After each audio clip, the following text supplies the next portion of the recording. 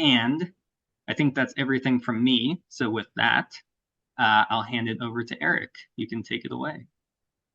Great. Thanks, Sammy. Good evening, everybody. Hope you're all doing well.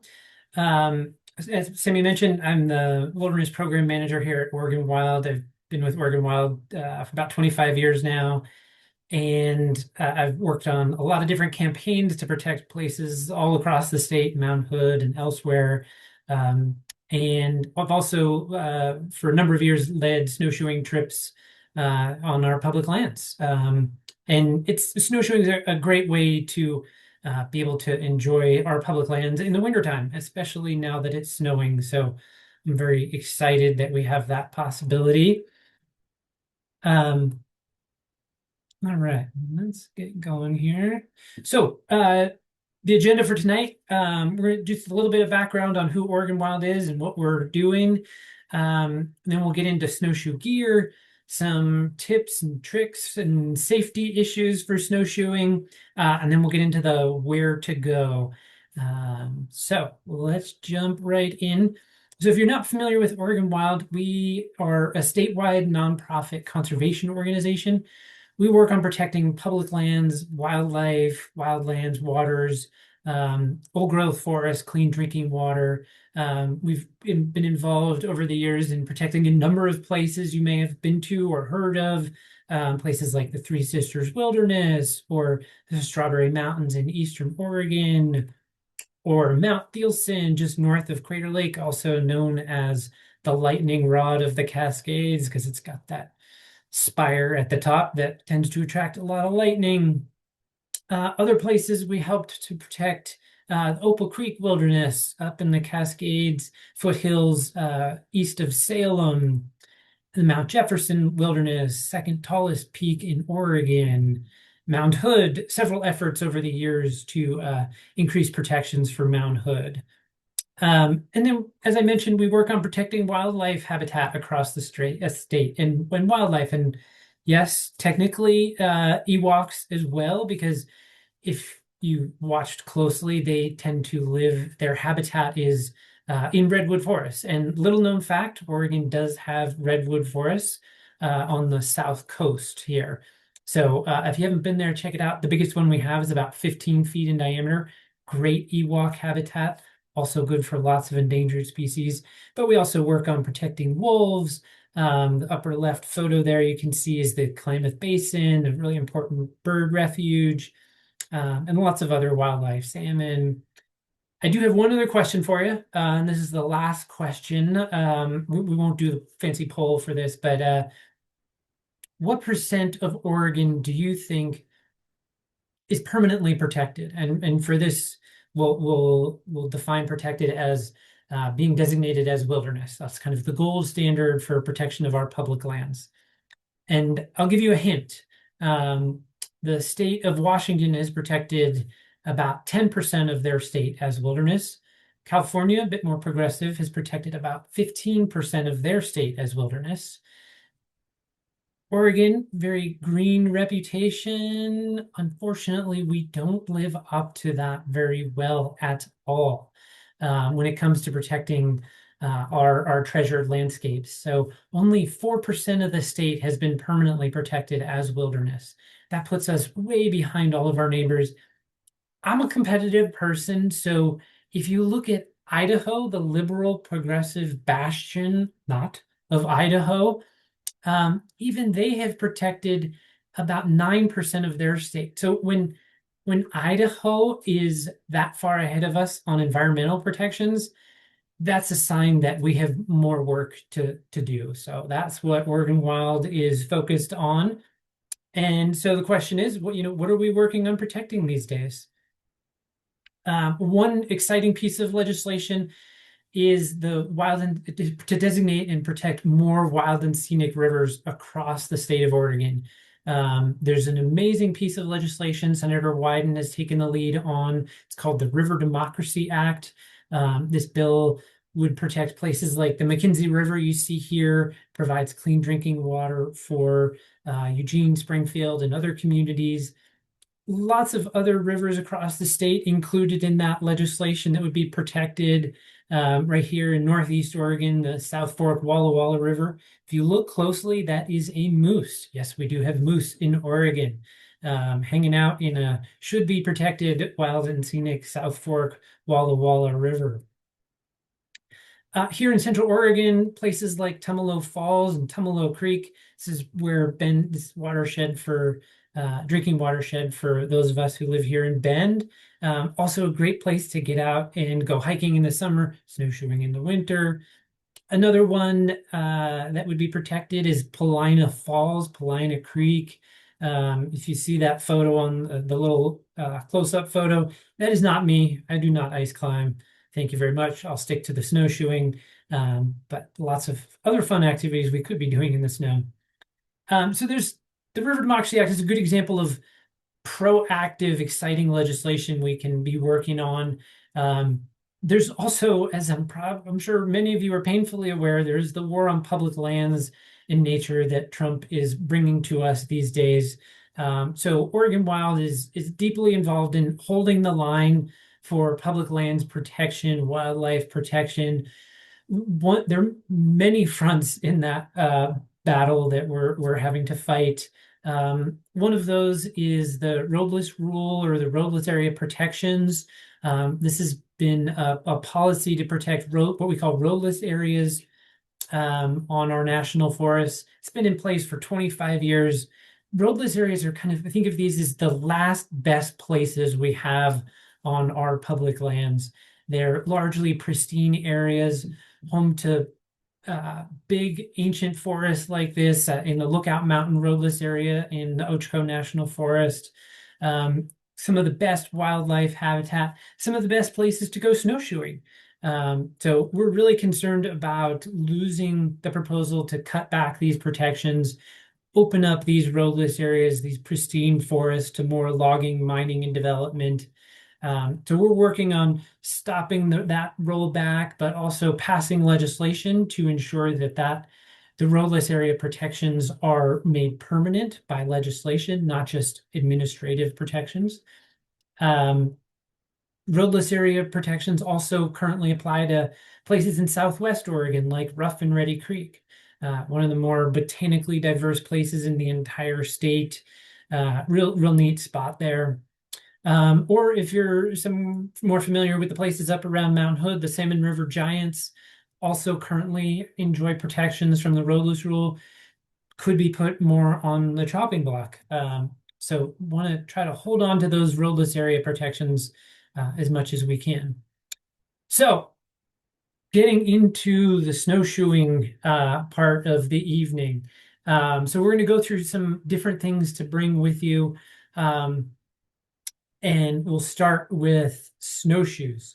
So the one thing to remember here with snowshoes is if you haven't been snowshoeing before, you can rent them. You can rent them from your favorite local outdoor shop. REI rent snowshoes.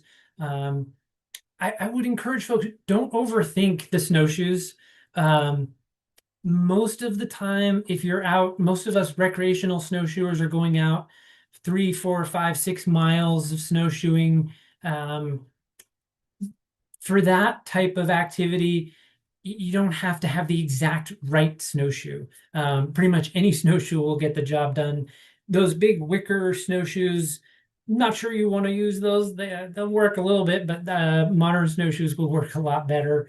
But don't stress about getting the exact model. If you're in the market, you've tried snowshoeing a couple of times, you're like, yeah, I'm into this. I want to buy a pair so I don't have to keep renting them.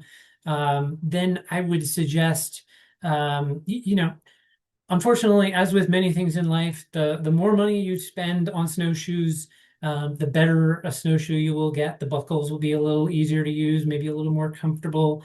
But really, most snowshoes will work, and you won't notice a huge difference. I'm sure the people at REI will disagree and have more reasons to sell you the higher end snowshoes, and that they do make a difference. I will say, important caveat: if you're tall, a little heavier, you might want to get a more suited snowshoe to you. Typically, that's just going to mean a longer snowshoe. If you're planning on doing backcountry snowshoeing where you're carrying a really heavy pack, or going long distances or extreme, conditions, get the right snowshoes for that for sure. But for most of the snowshoeing that's recreational that most of us will do, don't need to worry too much about that. All right, I'm going to take off my fun snowing blur background there so I can show you a little bit about snowshoes here. So you can see this is kind of a standard looking snowshoe.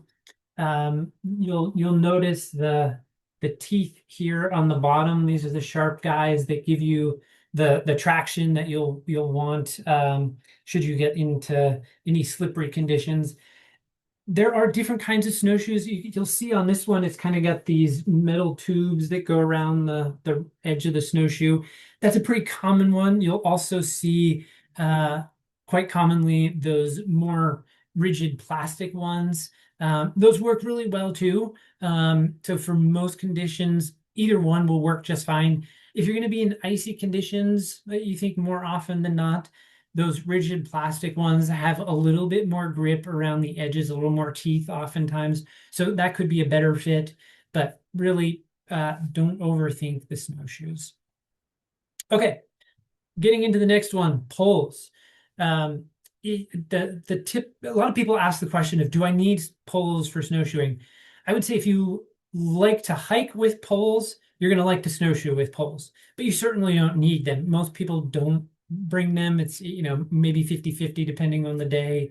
The one suggestion I will have on poles is that if you can you could use your ski poles, and a lot of times those will work just fine. But if you can get the kind where you can adjust the length, that will work a little bit better, because sometimes when you're snowshoeing, if there's a lot of snow on the side of the trail, you'll have snow up, a foot above the trail, and then the trail is sort of packed down and a foot lower. And so your poles might be up really high, but if you can adjust the height, then you can have them right where you want them.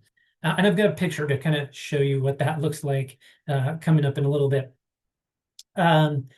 Layers. As with many outdoor activities, you always want to, dress with layers so that you can adjust. If you get warm, take a layer off without having to take off, just the one massive winter parka that you bought and you've got nothing but a t-shirt under it. Not ideal. The other tip I would give here is typically when you get up to the snow park where you're at your trailhead and ready to go snowshoeing, you get out of the car and you're like, oh my gosh, it's freezing out here. And you put on every layer, you get your emergency blanket out of the trunk and you wrap that around yourself. And you're like, what was I thinking?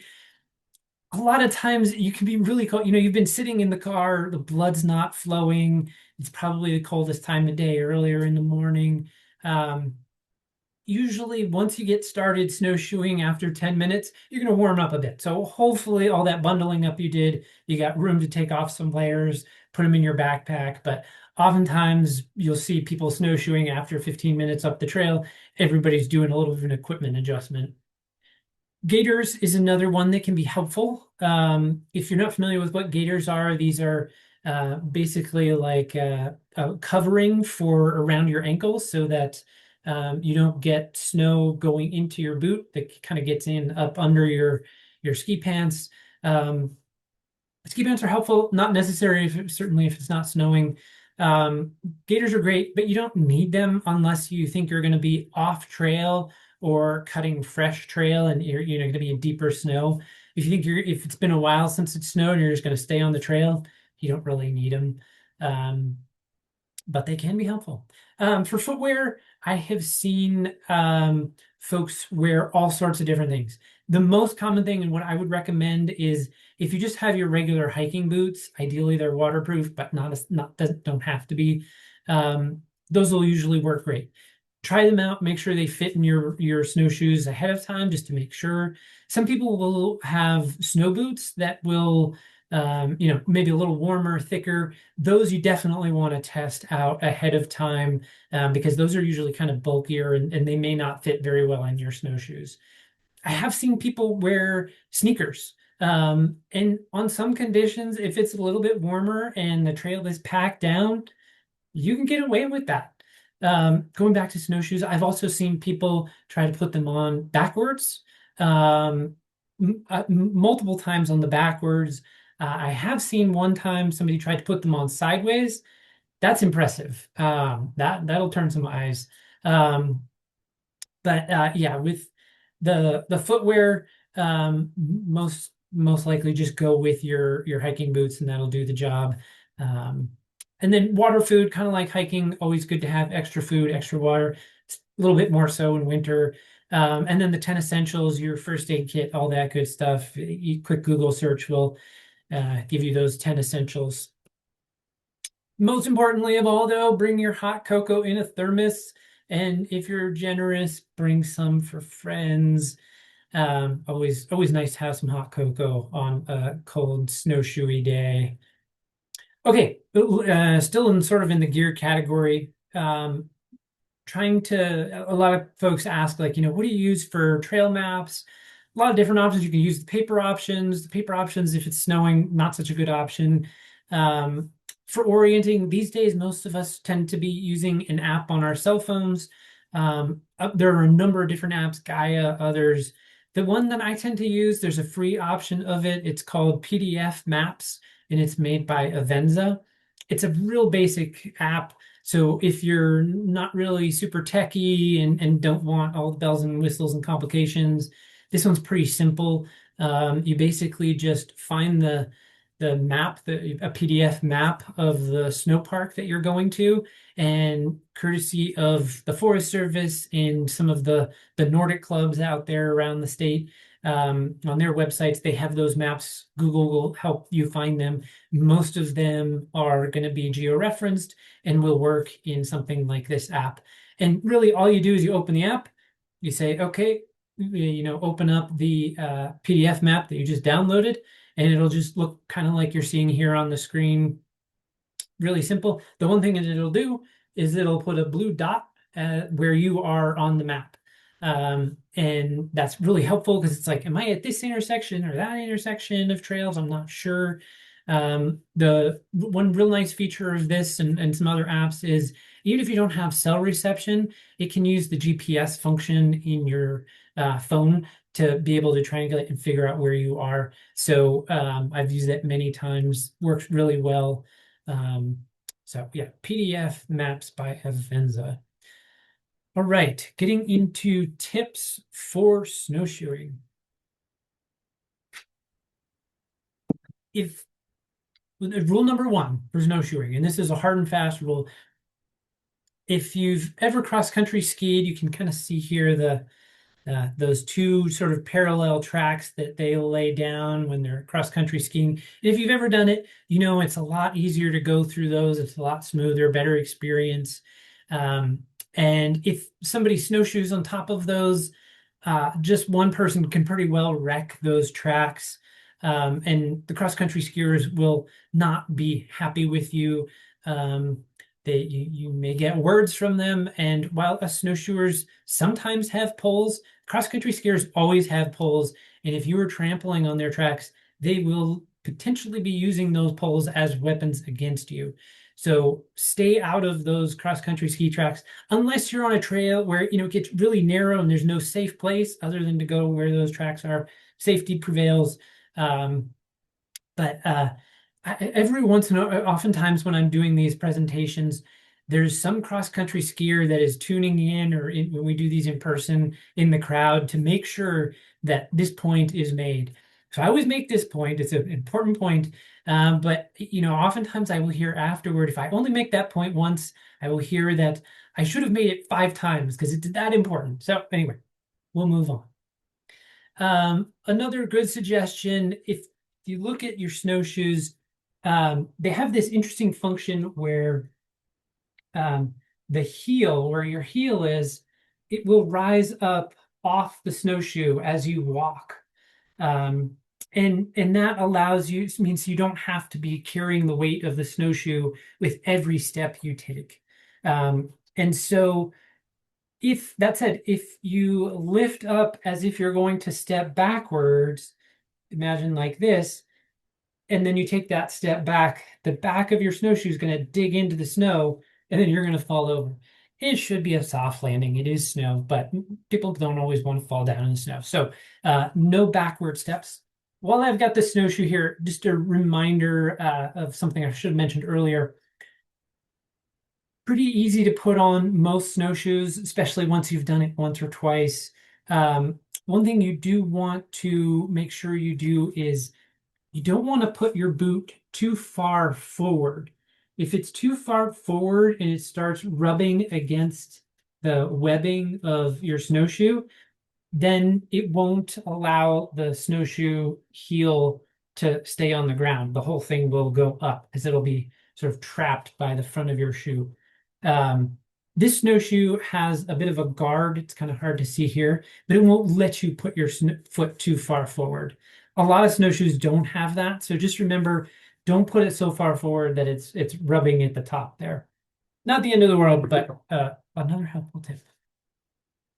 Another suggestion I would make when you're trying to figure out, do I want to get up early and be the first one out? Do I want to sleep in a little bit?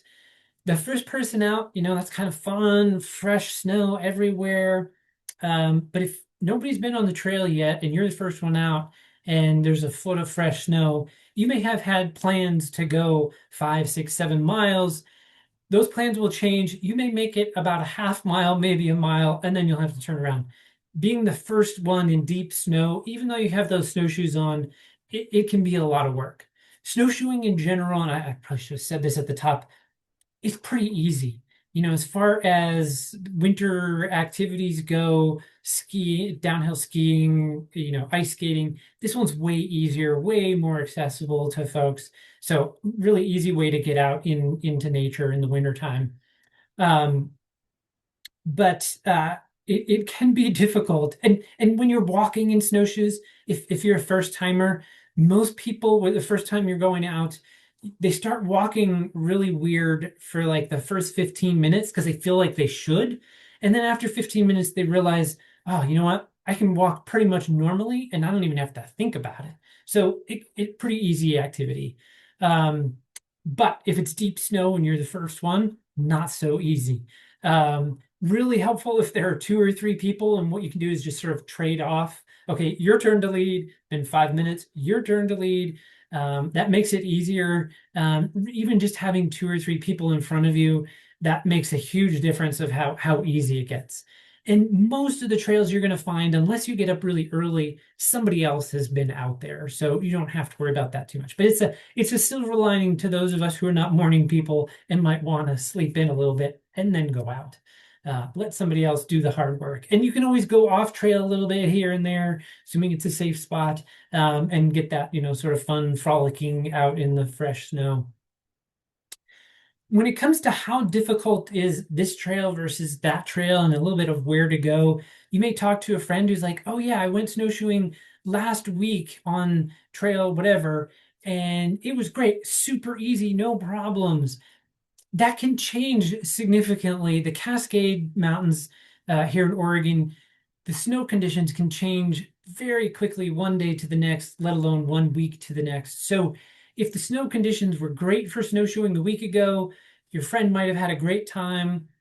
And then if it was raining last night, or even worse, if it was icy, freezing rain kind of thing, or rained and then got cold, and then you go out, the most beginner of beginner trails can turn into, a experienced expert only type of trail. So if there's any version of ice in the forecast, stay home, save it for another day.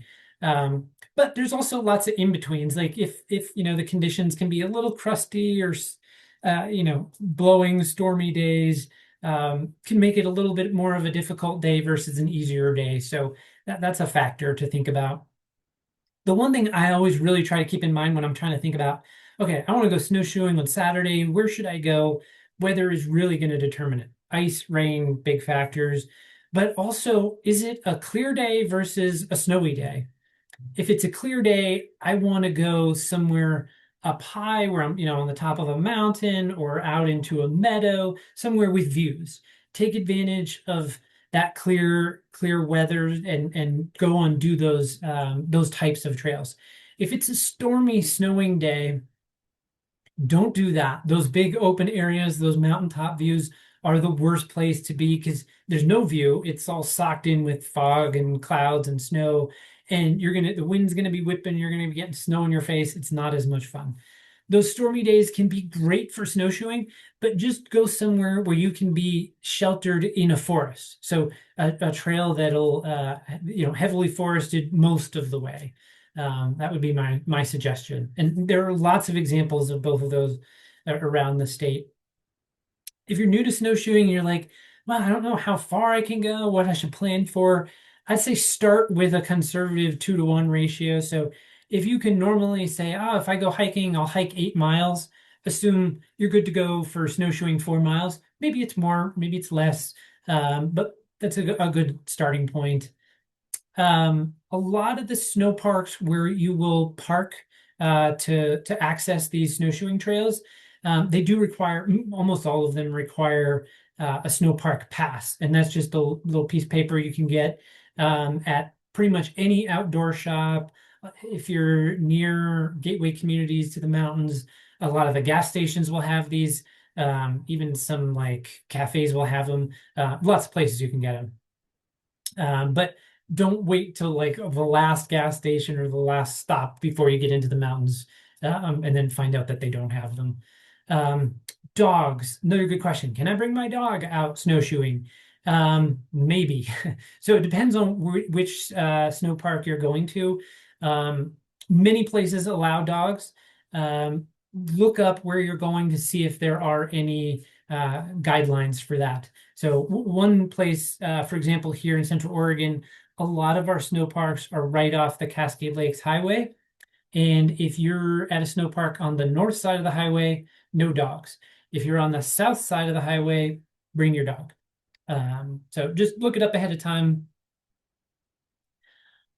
One thing to think about when you're out on these trails is a lot of them are going to be really well marked. Again, thanks to the Nordic clubs and other outdoor clubs around the state that are helping to maintain these, mostly volunteers.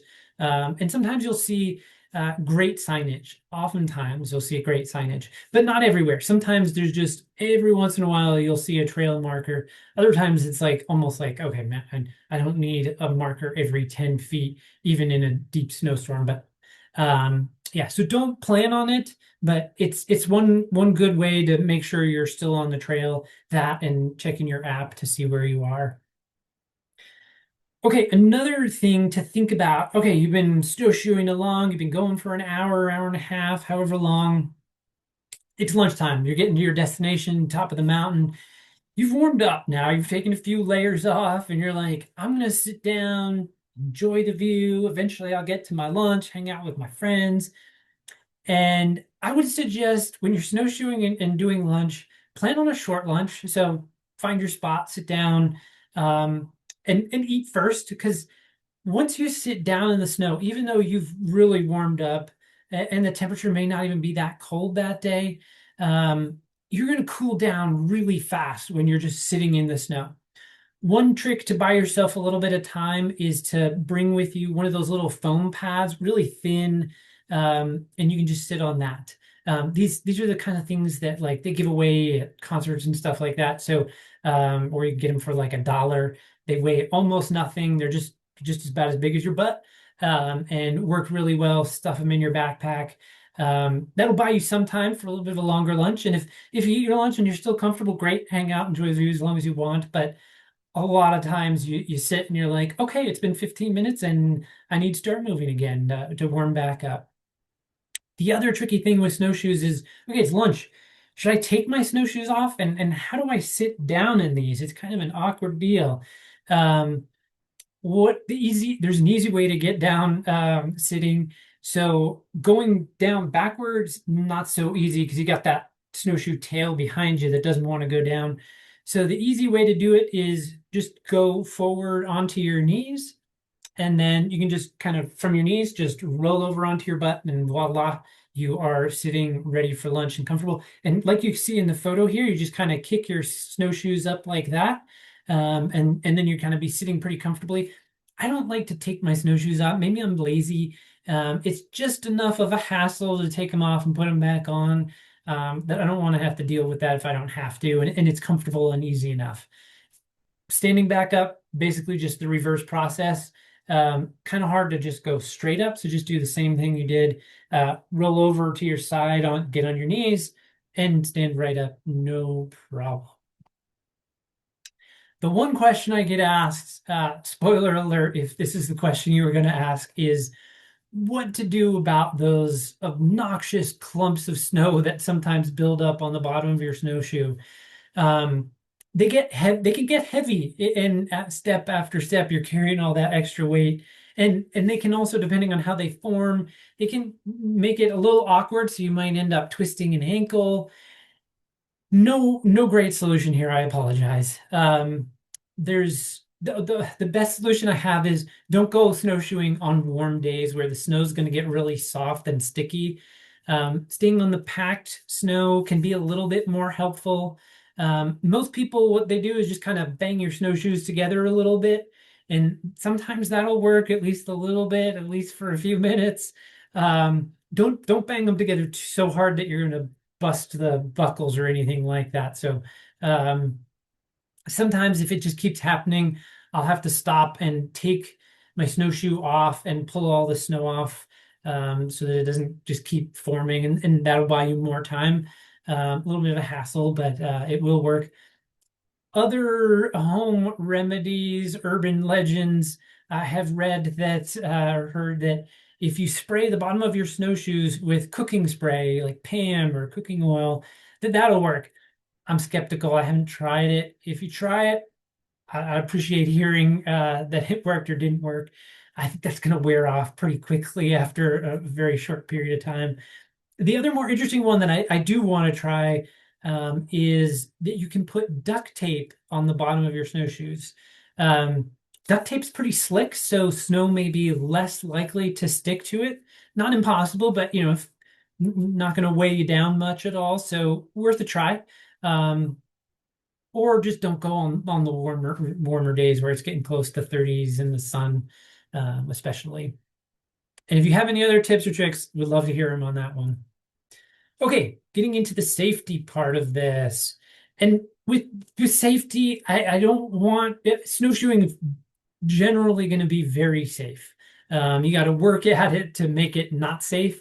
But so I don't want to scare anybody off, but I'll just go through the potential safety issues that you might come across.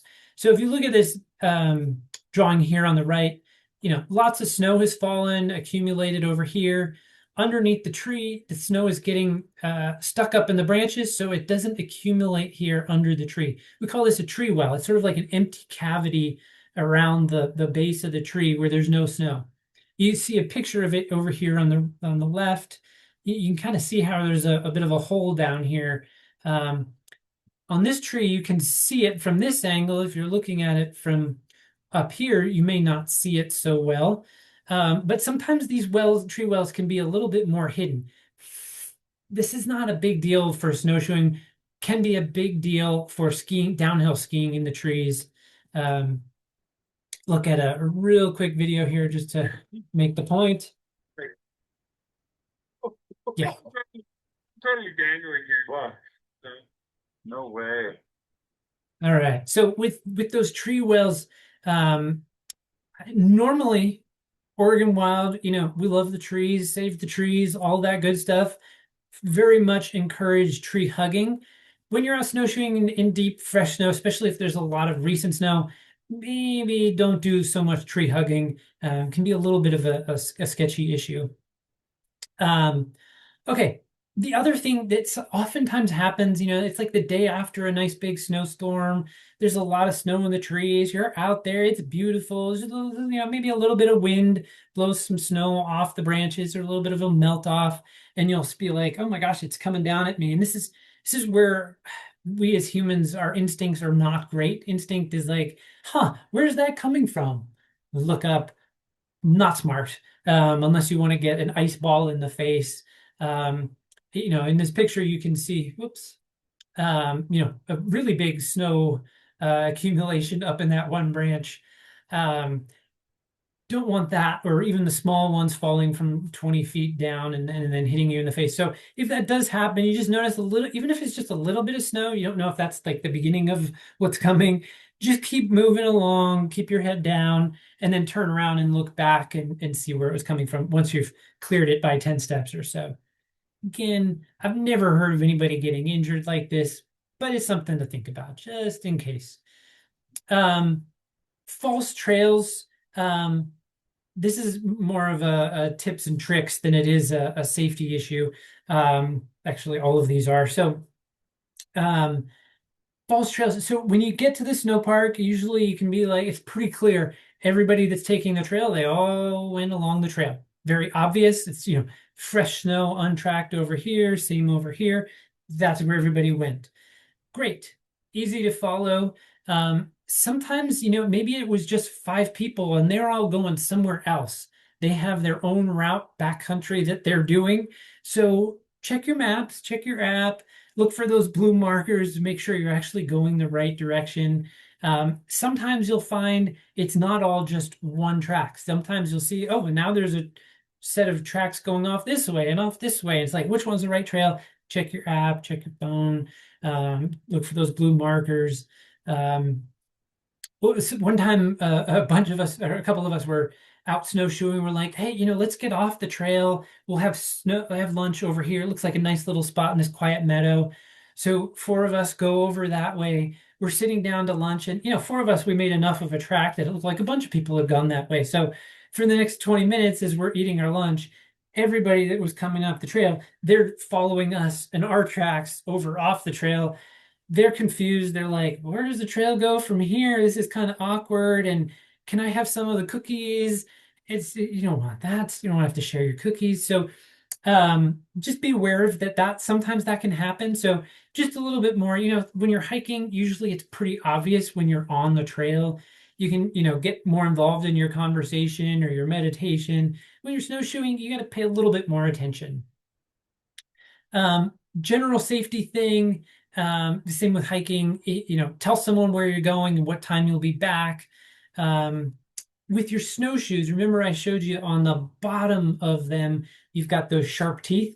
Very helpful safety feature if you're snowshoeing on an icy spot. So keep your snowshoes on because you might get to, sorry, I'm wrong bullet point here. So with those sharp teeth there, if you're in the snow park when you just arrive and the snow park is just all pavement and the snow is all on the trail, don't put your snowshoes on and then walk on the pavement. That will dull those sharp teeth, and then it's not as helpful when you're in those icy spots. Similarly, if you're on the trail and it's kind of a low snow year and you get to a spot that's got some rocks, don't want to dull those teeth by walking on that rocky stretch. If it's just a dirt section or grass, don't worry about your snowshoes will be just fine on that. And I skipped that bullet point up there. Sometime about keeping your snowshoes on. If you're out on a trail and there hasn't been any recent snow, the trail might be pretty well packed down, and you're like, I don't really need these snowshoes. You might be tempted to just take them off and walk out. Might be a little easier. I'd keep the snowshoes on. Sometimes, these are snowy trails. They can be, it's not all flat. Even if it is flat, it can get a little uneven and slippery, especially if it's real packed down, less soft landings. You don't want to fall over by hitting a little icy patch there. More common, what you'll see sometimes is when somebody's done that, they've taken their snowshoes off, and you'll see these, what we call them post holes, where somebody was stepping and their shoe, they just stepped right down a foot or two into the snow. It might have been good and you're on the top, and then boom, you get to a spot where your foot goes down through, and that can roll an ankle or something you don't want to do. No fun. So keep your snowshoes on, a little safer, a little easier, and you paid for them anyway, so keep them on. All right, a number of folks were interested in this, so we'll get into the where to snowshoe. And we're going to kind of bounce around to a couple different parts of the state. I don't know every good snowshoeing trail in the state, but I'm going to hit some of the highlights. And we'll hopefully give you some inspiration on some places to get to. A lot of these places are areas Oregon Wild has protected in the past, or we're working on protecting now as well. So we'll start here in Central Oregon, where Sammy and I are. For orientation, Bend is right over here to the east. You got Mount Bachelor here. This white line is Cascade Lakes Highway. This is Skyliners Road. The blue text is marking where all of our snow parks are. So you can see we've got a whole bunch of them there. So for orientation, we'll talk about a few of these. Edison Butte, this is one of my favorite places to go in Central Oregon for snowshoeing. You've got these huge old growth ponderosa pine trees. It's good on a stormy day. It was closed last year because of fire. It's back open now, which is great. There's also all these lava fields underneath the snow that when they're snow covered, it just looks like fields of marshmallows. It's a really neat thing. You got to check it out. And it's also usually less crowded, which is kind of nice. So that's Edison Butte. Another great spot here in Central Oregon, Tumalo Mountain. Awesome spot, best on a clear day. Don't go there on a stormy day. It'll be miserable and you'll have no view. It is a pretty steep climb the whole way up, and lots of trails. Everybody kind of cuts their own trail getting up to the top, but the views are exceptional on a clear day. Tumalo Falls, this is one of the more popular ones here. Talked about that a little bit earlier. You can kind of make a loop out of this one, go in on the road, come out on the trail, or vice versa. Great scenery. You can see the waterfall on a stormy day or a clear day. You can go right from the Mount Bachelor parking lot, a couple different options there. Look it up beforehand. Sometimes the Forest Service will lead ranger guided snowshoe trips if you want to go with a group. I think it's only on weekends, and I don't know if it's every weekend, but you can check that out there. Todd Lake, another great one. This is one of my other go-tos on a stormy day. You get to see a little bit of a broken top there if it's a clear day. Sorry, Todd Lake's another good one on a low snow year. Up until like a week ago, this was kind of the one option that really had any legitimate snow, was the general Todd Lake Trail. Okay, Glaze Meadow. This is the sleeper for Central Oregon. Most people probably haven't heard about this. It's right near Black Butte Ranch. It's not a designated snow park. Kind of got to figure out where you want to go, but this takes a little more homework. If you're planning on going here, shoot me an email and I'll give you the details. But great old growth forest that Oregon Wild help protect. Great on a stormy day. You can only do this if there's low elevation snow. So parts of the year there won't be any snow here. You get to the meadow, you got great views of the Three Sisters and Mount Jefferson. Pretty awesome. Very few people here, so cool spot there, and definitely recommend checking that out if you're up for a little more adventurous one. Ochoco Mountains are great. Again, kind of getting into lesser crowds. Walton Lake is one of the easier options. You can do Lookout Mountain. More impressive, more work. The other note I would give you about the Ochoco Mountains, not the first place in Oregon to get plowed after it snows. So maybe wait a day or two after a recent snowstorm to get up there, just in case. All right, moving up to Mount Hood. Again, same thing. You can kind of see where Mount Hood is. Portland's off to the west, Hood River to the north. Snow parks in blue. Tamanous Falls, one of the best ones. You kind of need lower elevation snow, and bah humbug, temporarily closed. It'll probably be closed for this whole season. Hopefully it'll be back next year. And this is a good reminder. That big windstorm we had in December caused a lot of landslides, washed out bridges like this. And so any hiking you're doing or snowshoeing, you might want to check out ahead of time just to make sure places are open and accessible. Lost Creek, Old Maid Flat. This is one of the lesser known ones on Mount Hood. It's off of Lolo Pass Road there. Can be good on a stormy day, extra good views if it's a clear day. Also kind of need the lower elevation snow there, but another good one. And a couple options on kind of where you can snowshoe around there. Mirror Lake, this is one of the more common ones. If you haven't done it in a while, they changed the parking area to make it safer, park right near Hoodoo or Ski Bowl. The hike up, it's not a very long hike. You can get to Mirror Lake and that's great. You stop there, turn around, or you can go all the way up to the top of Tom, Dick, and Harry, which is what we were looking at here. Um, Even to the top of Tom, Dick, and Harry, it's not that much elevation gain. It's not that long of a snowshoe. I'm always more tired after this one than I feel like I should be, and maybe that's just me, or maybe it takes a little more energy there for some reason. All right, Trillium Lake. This is another good, easy one, right near government camp there. There's a snow park there. And remember what I was talking about earlier, where having poles that are extendable, so you can make them a little bit shorter so that you're not super high up.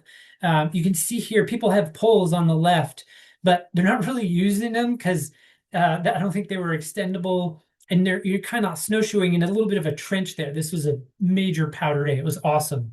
But the poles were a little less useful on a day like that. Twin Lakes. Twin Lakes in the Mount Hood area has the more reliable snow. Even if it's not a lot of snow right at the beginning of the trail, you get on the PCT, head up. This is a great one and usually has some better snow than some of the other places. It's a little bit more to the east side of the crest, but not that much farther. So it's a little colder. Can be a good one to hit up. Good one on a stormy day also. Barlow Butte, not as many people do this one. To get to the top of Barlow Butte, advanced only. I barely made it to the top. The last little section is really steep, and in a lot of snow conditions, you're just not going to get there. But if the snow conditions are good, you can get up there on a clear day. Great. Can be a little trickier finding the trail as well. So again, one of those more adventurous spots to go.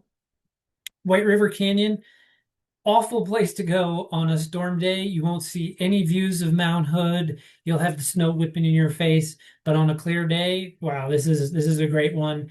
It's a little bit of a circus right around the snow park, which can be a turnoff for some of us.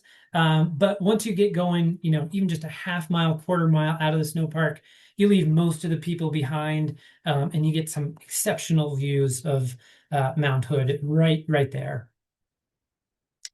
All right, bouncing around and now looking at Crater Lake, another definitive spot where I've been fortunate enough to hit it on these sunny, clear days.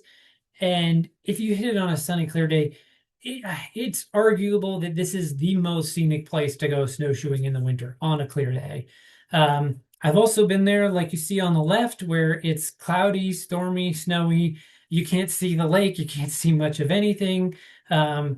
But yeah, so don't not so much don't want to go on those days. You can go as far as you want. There's not a real obvious trail here.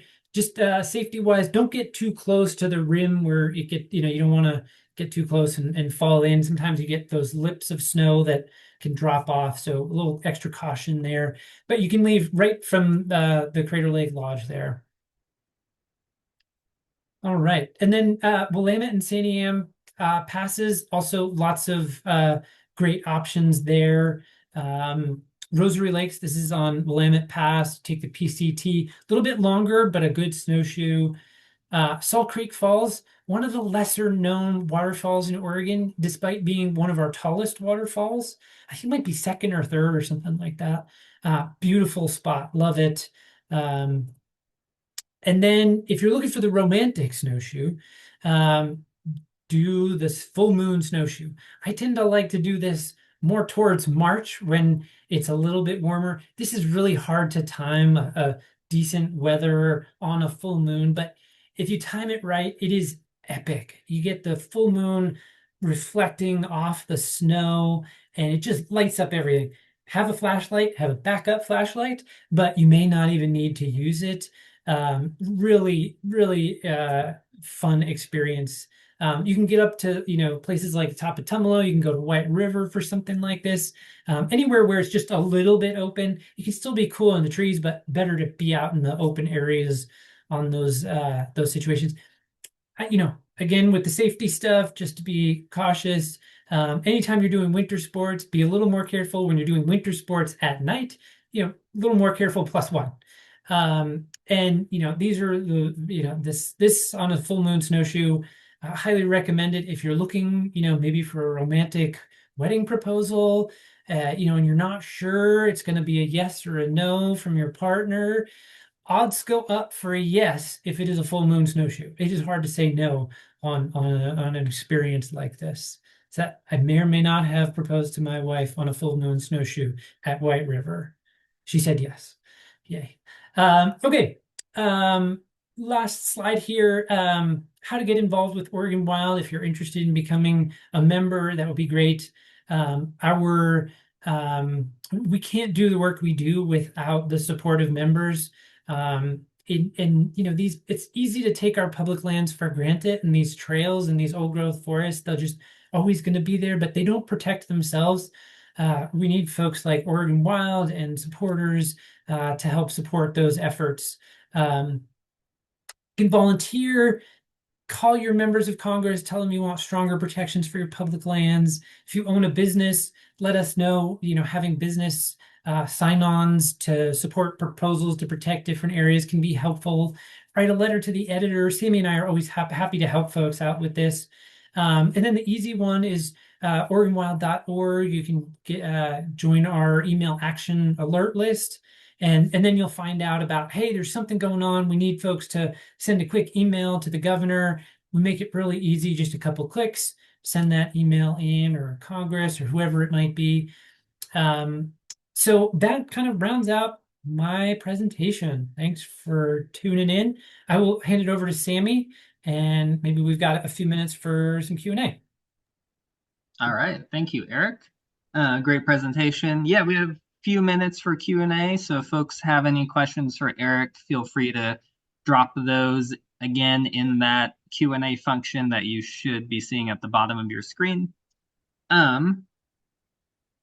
First question, someone is wondering if Crater Lake is closed this year. No, not that I've heard. And I feel like I saw something recently that they've got more snow up there finally. So yeah, again, there's kind of what we were talking about earlier.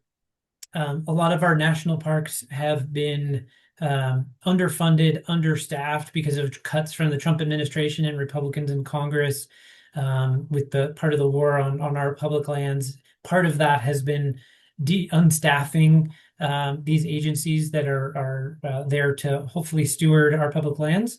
And yeah, so you might find fewer services for sure, but as far as I know, Crater Lake is open. When we get big snows, you might look that up, especially to make sure it's plowed. If it's right in the middle of the snowstorm. Yeah, but fortunately, our national parks are still open. Great. And I'll just add one, Crater Lake is amazing in the winter, and maybe what this person was wondering, Crater Lake, swimming in Crater Lake will be closed, I think, for the next couple years. You won't want to do that in the winter anyway, but just because they're doing some restoration down at the only area where you can actually get down to the lake. So in case that's what you were wondering, also the north entrance to Crater Lake is closed in the winter as well. But the south entrance is still open to get into there. Scott is wondering if slides will be shared with attendees. We don't share the slides usually, but there will be a recording. And if you're here, you signed up for the webcast, you'll receive an email with that recording. And again, it will also be available on our website within the next day or two. So you can always find it there in case you want to refresh yourself on all the great information that Erik told us tonight. All right. DJ says really informative and fun presentation. Thank you, Erik. Anyone has any other questions? feel free to drop them in now. Otherwise, we'll let you all go for the evening. Maybe give it another 5 or 10 seconds. We do have another question. Do you know of any snowshoeing clubs that you would recommend? Oh, snowshoeing clubs. I don't know of any snowshoeing clubs. There are meetup groups that do go out snowshoeing. There are Nordic clubs tend to be more cross-country skiing oriented, but you might reach out to them. There's Teacup up on Mount Hood or Central Oregon Nordic Club. Yeah, I would do a Google search for your whatever your local Nordic club is and ask them. They might be that group or they would know who it is. But I haven't come across a lot of, here's the snowshoeing group, friends of this area. Good question. I'll also mention, Erik discussed this a little, that he's led a lot of snowshoe trips for Oregon Wild in the past. Some of you may be familiar with our hikes program, usually in the summer months where we go out hiking to places where Oregon Wild works to protect. And that's, free to the public. We also, every once in a while, do snowshoe trips as well. We did a couple last year. I don't think we have any scheduled yet this year, mostly because you haven't been able to actually snowshoe yet until now. There's always a chance that we do schedule some for later in the winter, so keep your eyes peeled for that as well.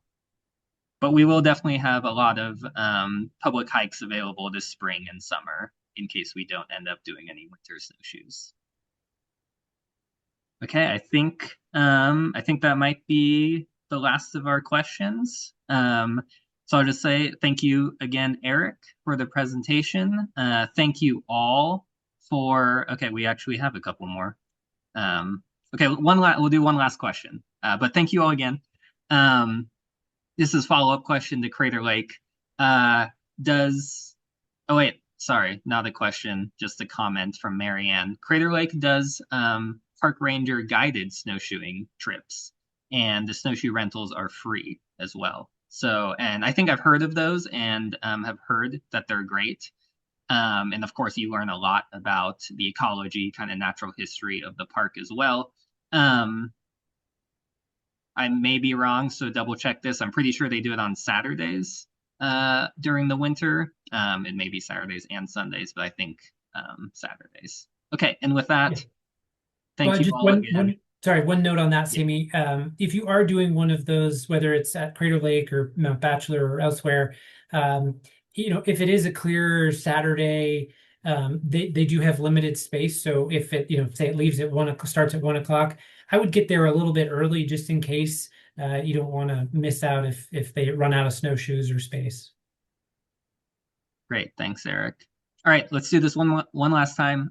Thank you again, Erik, for the presentation. Thank you all so much for attending tonight. I hope you all learned something new, are inspired for your next winter adventure.